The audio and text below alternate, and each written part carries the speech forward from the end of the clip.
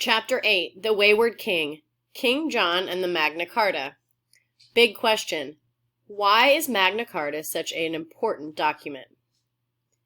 King Richard I died in 1199 CE. Although he had spent very little time in England, people there still mourned the death of Richard the Lionhearted. Many people had taken up arms and followed this royal crusader to hot deserts of the Middle East. Many fought alongside him in battle. Without children to succeed him, Richard's youngest brother John became the next king. King John was not as popular as his brother. For one thing, he failed to hold on to some of England's lands in France. Less than 5 years after John became king, the King of France attacked the regions of Normandy and Anjou. These were King John's ancestral lands. John attempted to defend these lands, but without his noble support, he was unsuccessful.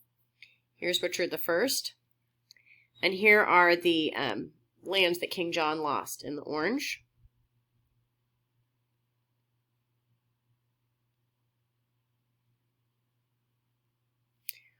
Wars cost money, and someone had to pay for them. To do this, King John raised taxes. He taxed nobles and wealthy merchants, and he placed taxes on cities. He also made it more difficult for people to hunt in the royal forests. Dissatisfaction with King John grew among the ruling class. Then King John claimed church property and disagreed with the Pope's choice of who should become the Archbishop of Canterbury. Now he had yet another enemy. In fact, the Pope was so angry with King John that he instructed the priests in England to limit church services. Most people were prevented from participating in the daily and weekly rituals of the church. These were unsettling times indeed. 2 years later, in 1209 CE, the Pope excommunicated King John.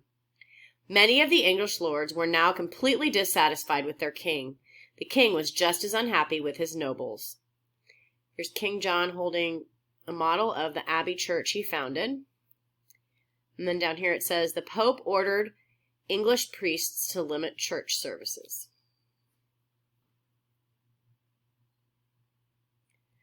As a result of the feudal system, nobles had a huge amount of power. King John wanted to lessen their powers and claim some of their land. The nobles wanted to limit the king's authority. A major conflict was inevitable. Eventually, King John agreed to the Pope's candidate for Archbishop of Canterbury. But by this time, some of the more powerful nobles had already decided to act against him. In 1215 CE, following another English military defeat in France and additional taxes, these nobles rebelled and turned against King John. They captured London. For a short time, there was a military standoff between the rebellious nobles and King John. An important group of English nobles rebelled against John in 1215 CE. There they are. In the summer of 1215 CE, both sides agreed to talk about their differences. After much debate, the nobles presented King John with a list of demands. These demands were written down in a document that later became known as Magna Carta, or Great Charter. The charter would guarantee a list of rights to the barons, the townspeople, the church, and freemen. The king was required to consult with the nobles if he wanted to make new laws. The king was also subject to the law of the land. Essentially, Magna Carta limited the king's authority. King John was not pleased. However, it soon became clear that if he did not agree to the charter, his nobles would continue to rebel. In June 1215 CE, an official seal was placed on Magna Carta. Copies of Magna Carta were sent out to different parts of the kingdom. Magna Carta was an important written statement that limited the power of English kings. An official seal was placed on Magna Carta. There's the official seal. Magna Carta. Magna Carta really only benefited some members of society.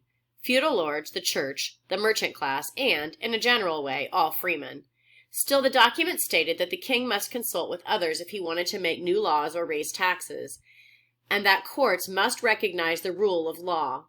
In this respect, it is considered to be one of the most important documents in English history. Many of the ideas in this document have been included in the constitutions or governing documents of modern democracies. King John did not have to endure humiliation for too long. 4 months later, he died of a fever as conflict continued to rage throughout England.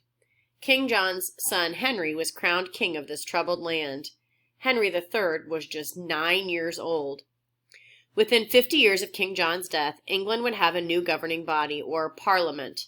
This parliament included the king, the lords, the knight, and the townspeople in England, providing more people a say in the government and laws. Here is the marble coffin lid of King John. Oh, wow. And that is the copy of the Magna Carta from 1225 CE. Robin Hood. Did the English hero Robin Hood really exist? It is difficult to say.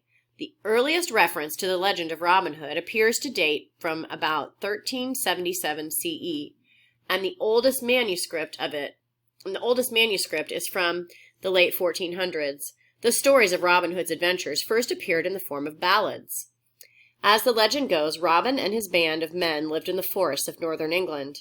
Robin was thought to be a hero because he challenged the local lords and even the king. English kings had raised taxes and introduced strict hunting laws, which prevented many people from entering royal forests. It is possible that there really was an outlaw like Robin Hood who challenged these laws. However, it is also possible that a fictional character named Robin Hood was created by storytellers to explain how difficult life was for many people during this period in history. Robin Hood and his band of outlaws. If you were a lady in waiting. Queens during the Middle Ages would have had ladies in waiting to attend to them. If you are destined to become a lady in waiting, you too will leave home at an early age to begin your training. Only girls from noble households can wait upon other noble ladies, including members of the royal family. A young girl from a noble family. Therefore, your training takes place in a noble household. You are expected to acquire excellent manners. You learn to dance, sew, and ride a horse. You learn to read and often to speak a foreign language. You might even learn to be a skillful archer. A lady-in-waiting learned to sew. Your many duties include helping to dress your mistress, brushing her hair, and helping her bathe. You also tend to her clothes, repairing them and cleaning them, as with all ladies-in-waiting. The purpose of your training is to ensure you eventually marry a nobleman. A lady-in-waiting would brush her mistress's hair. Medieval musings. King John inherited a nickname that pokes fun at the fact that he did not have as much land or as much wealth as other kings. What was his nickname? 2. Skilled craftsmen made armor. What kind of craftsman did this? Find the letter in the stained glass window and record it on activity 2.3 as your letter quest for today.